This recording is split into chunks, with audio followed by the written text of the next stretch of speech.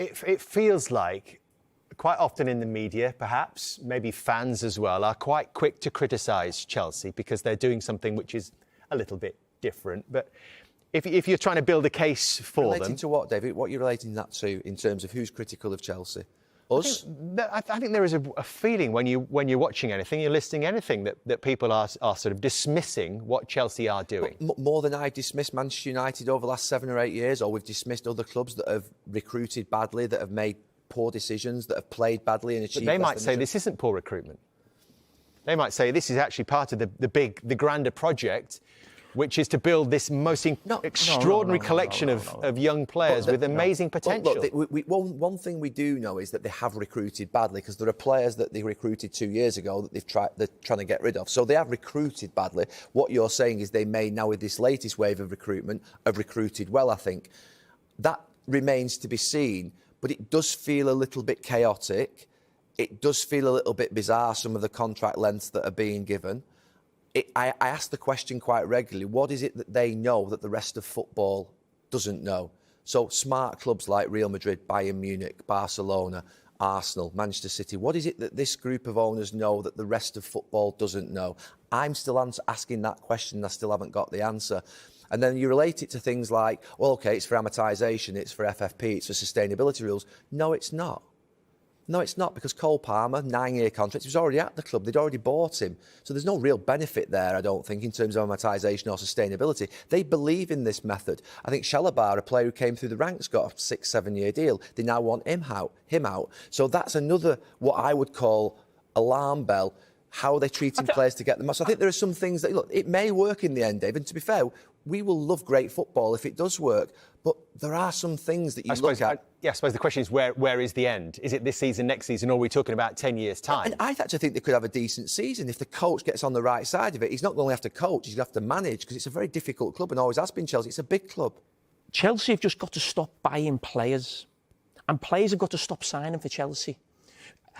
I don't know why, if I was a player, I would look at that Chelsea project and think, why would you sign? The only reason why you would sign is because someone might say, your agent might say, we're getting a 7-year deal on big money. That's guaranteed money for 7 years. You know what I'd say? Back yourself as a player. Sign a 4-year deal at a proper club and back yourself to do well. And then when you're due for a renewal, your money goes up anyway. I don't understand why players are signing 7-year deals. What if you backed yourself as a player anyway, Jamie, and you saw the list of names that are there and you're saying, I could be part of that? Part of what? Part of this young, exciting team that could be. It's not a young and exciting team. You've bought João Felix, right? Tell me where he's going to play. They've signed Neto a week ago.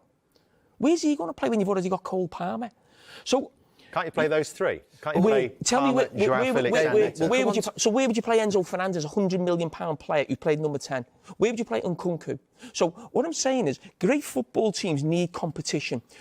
But every football team I played in, there was 7 or 8 players who knew they were playing every week. And then you've got 6 or 7 players who are fighting for 3 positions. And then you've got another 6 or 7 players in a squad who know the squad players. That is a healthy squad.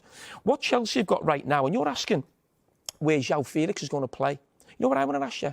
Where's he going to get changed at the training ground? I'm deadly serious. Where are these people?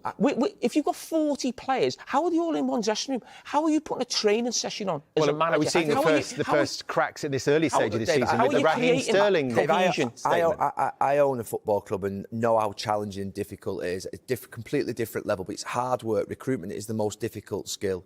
But there are certain things, and I wouldn't criticise them for recruitment for being bold and going signing players. What I would say is that, and it's probably a wider problem in football, when you're treating Conor Gallagher, Chalobah and players like that have come through the ranks who've been at the club since they were kids, and you're trying to get them out and force them out, that's heartbreaking. That's heartbreaking for me as a player who came through the academy at Manchester United. You did it at Liverpool. Imagine if that's what was happening at my club. I'd be absolutely devastated. So there are certain things that are happening that are wrong, out of desperation to cover up for the errors that have been made previously to allow them to sign more players. So there are certain things that are happening that are wrong. They have signed a lot of young players that are talented on long contracts. You don't need to sign a player on 9 years or 8 years to control a player. You don't. You genuinely don't. The reason you don't is because if the player fails, you will need to get rid of him, and it could be difficult to get rid of him. If the player succeeds, the player will want a new contract and the money that he will earn anyway, irrespective of whether he's got 4 years left or 5 years left. That's why Cole Palmer to sign a new contract. So the reality of it is, you're always going to have to upgrade the contract, or you're always going to have to try and get rid of them. There is no benefit that I can see whatsoever. So, look, Maresca's got a very difficult job.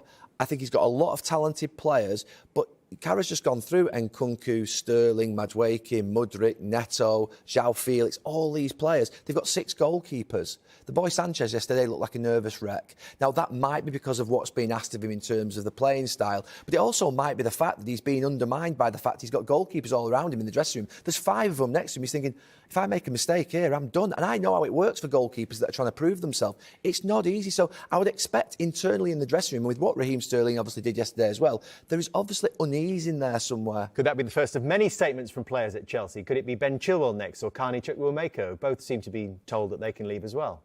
Well, you know what? Forget Chelsea. Every player now's got a team around them, a PR who they know. The Raheem Sterling thing yesterday, I thought it was a joke. It was embarrassing for Raheem. And I love Raheem. I know him coming through at Liverpool. It hasn't quite worked out for him at Chelsea. But that is a completely different situation from Conor Gallagher and Chalobah. They haven't really done anything. And when people start saying you can't go on the pre-season tour, you've got to train with the kids if you've been a good professional, that's not right. But if you don't make the match day squad on the back of not really performing for Chelsea and you're getting a few quid out of them as well, I don't think it's any position for you to sort of be calling the shots. So the Raheem Sterling thing wasn't right. But when you've got that many players, you've got that many sort of agents and people in the background, PR teams, you're going to have to, and that's why I don't think Chelsea can be successful. You can't be successful with that many players. You can't create anything cohesive or a team spirit or a togetherness that you're going to need to have it in the Premier League. Do you have a sympathy for Raheem Sterling? I can never agree with a player putting a statement out an hour and a half before kick-off because of the fact that he's got colleagues and teammates, and I think you respect them. Forget the club, forget the manager. I always think that, and it happened with Wayne Rooney at Manchester United once over, you're our teammate. Don't distract from what we're doing. So I think Raheem probably needs to go and have a chat with the players and say, look, that was poor timing. What I would say is for Raheem, who I think is a really good lad, I love him to bits like Carragher does, I worked with him for a long time, who he's experienced now. And I think if he's looking at everything that's happening behind the scenes there, for him to do what he did yesterday, he must be seeing stuff that he doesn't like and feels like he needs to punch back. And he might be punching back on behalf of himself, but he may be punching back on behalf of Gallagher. He may be punching back on behalf of Chalobah, who's with the development squad. He might be thinking, I've got to alert people to what's going on here. And the only way I can do that is through my own situation. Now, because it is unusual to put a statement out like that, and I wouldn't expect Raheem Sterling to have done that. What's he doing then? He's not doing that for the team or the dressing room. He's not. He's thinking about himself. He's not John Terry or Frank Lampard at Chelsea looking after the club. He's made a mistake. His PR team or his agents, whatever, he should just basically come out, apologise to the manager and just get cracking and train. I don't think he's looking after anybody else.